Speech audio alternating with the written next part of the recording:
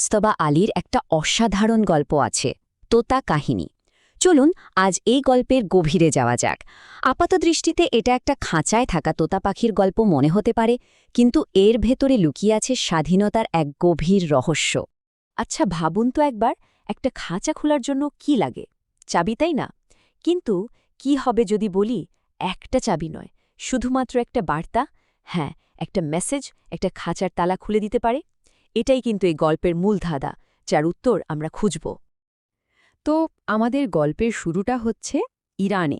সেখানে ছিলেন এক ধনী সওদাগার, আর তার ছিল এক বিশেষ সঙ্গী, একটা কথা বলা তোতা পাখি। আর পাখিটা যে সে পাখি তা কিন্তু নয়, এটা ছিল সওদাগরের বন্ধুর মতো, বলা যায় তার দার্শনিক সঙ্গী। ঘণ্টার পর ঘণ্টা কেটে যেত তাদের নানা রকম গভীর আলোচনায়। তোতাটা যে কতটা অসাধারণ ছিল সেটা এর বর্ণনা শুনলেই বোঝা যায়। বলা হচ্ছে জ্ঞানে সে ছিল একদম বৃহস্পতির মতো, রসবোধে কালিদাসের মতো কবি, আর দেখতে রুডলফ ভ্যালেন্টিনোর মতো সুন্দর। ভাবা যায়, মানে একই সাথে জিনিয়াস, কবি, আবার পণ্ডিত, সব। গল্পটা বেশ শান্তভাবেই চলছিল, কিন্তু আসল মোড়টা এলো তখন যখন সওদাগর ব্যবসার কাজে এক লম্বা সফরে যাওয়ার সিদ্ধান্ত নিলেন। আর ঠিক তখনই তার তোতাটা এমন এক অদ্ভুত অনুরোধ করে বসল, যা সবকিছু বদলে দিল। তো সওদাগর ঠিক করলেন ভারতে যাবেন কার্পেট বিক্রি করতে। আর যাওয়ার আগে যা হয় আর কি, বাড়ির সবাইকে জিজ্ঞেস করতে লাগলেন কার জন্য কি গিফট আনতে হবে। সবার শেষে তিনি গেলেন তার প্রিয় তোতাচার কাছে, তাকেও একই প্রশ্ন করলেন। কিন্তু তোতাটা কোনো খেলনা বা মজার খাবার কিছু চাইল না। সে যা চাইল তা ছিল একেবারেই অন্যরকম। সে চাইল সওদাগর যেন তার জন্য একটা বার্তা নিয়ে যায়। কার কাছে? ভারতে থাকা তার জাত ভাইদের কাছে। আর বার্তাটা কি? তাদের কাছে স্বাধীনতার উপায় জানতে চাওয়া। তো সওদাগর তো তার এই অনুরোধটা মাথায় নিয়ে ভারতে রওনা হলেন। এবার চলুন আমরাও তার সাথে ভারতে যাই, আর দেখি কিভাবে এই সহজ সরল অনুরোধটা একটা রহস্যময় আর সত্যি বলতে মর্মান্তিক দিকে মোড় নেয়। ভারতে পৌঁছে একদিন এক জঙ্গলের মধ্যে সওদাগরের চোখে পড়ল এক ঝাঁক তোতা পাখি। আরে, এদের কথাই তো তার তোতাটা বলেছিল।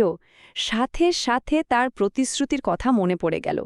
তিনি পাখিগুলোকে ডেকে তার খাঁচায় বন্দি বন্ধুর সেই বার্তাটা তাদের কাছে পৌঁছে দিলেন। বার্তাটা শুনে বেশিরভাগ পাখি হয়তো পাত্তাই দিল না, উড়ে চলে গেল। কিন্তু একটা পাখি চুপ করে ডালে বসেই রইল, আর সওদাগরের বার্তাটা যেন তার উপর এক মারাত্মক প্রভাব ফেলল। আর ঠিক তারপরেই ঘটল এক ভয়ঙ্কর ঘটনা। বার্তাটা শোনা মাত্রই পাখিটা ডাল থেকে একেবারে টুপ করে মরে মাটিতে পড়ে গেল, যেন খবরটা শুনেই তার হার্ট ফেল হয়েছে। এই দৃশ্য দেখে তো সওদাগর একেবারে হতভম্ব, ভয় পাথর হয়ে গেলেন। সওদাগরের মনে অসম অনুশোচনা হতে লাগল। তিনি নিজেকে দোষ দিতে শুরু করলেন যে তার জন্য, তার একটা বার্তার জন্য একটা নিরীহ পাখি মারা গেল। দুঃখে আর অপরাধ বোধে তিনি ঠিক করলেন এই ভয়ঙ্কর ঘটনার কথা তিনি তার নিজের তোতাকে কোনো দিনও বলবেন না। এরপর সওদাগর ইরানে ফিরে এলেন, কিন্তু তিনি যে সত্যিটা লুকানোর চেষ্টা করছিলেন সেটাই গল্পটাকে এক অবিশ্বাস্য ক্লাইম্যাক্সের দিকে নিয়ে গেল। ইরানে ফেরার পর সওদাগর তার তোতাটাকে এড়িয়ে চলছিলেন, কিন্তু তোতাটা তো ছাড়ার পাত্র নয়, সে সমানে জিজ্ঞেস করে চলেছে।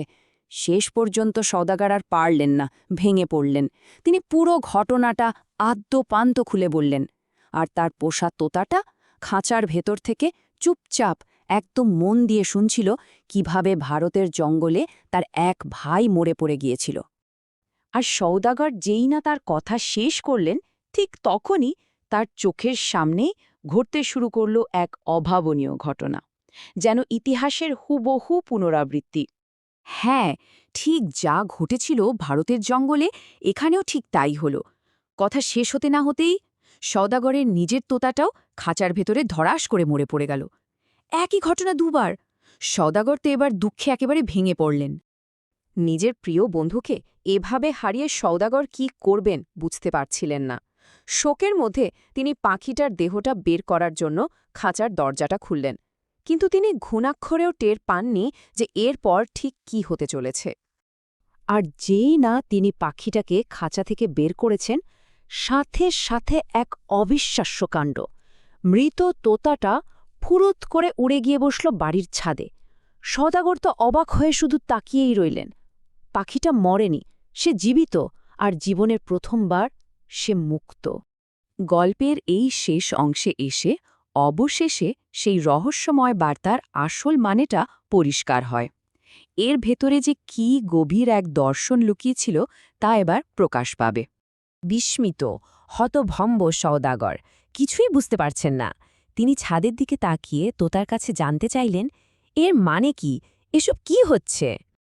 তখন তোতাটা আসল রহস্যটা ভাঙল। সে বলল, ভারতের জঙ্গলের সেই পাখিটা আসলে মরেনি। সে মরার ভান করে আমাকে একটা গোপন বার্তা দিয়েছিল। আর সেই বার্তাটা হলো, আমিও যদি ঠিক ওর মতোই মরার ভান করি তাহলেই আমি এই খাঁচা থেকে মুক্তি পাব।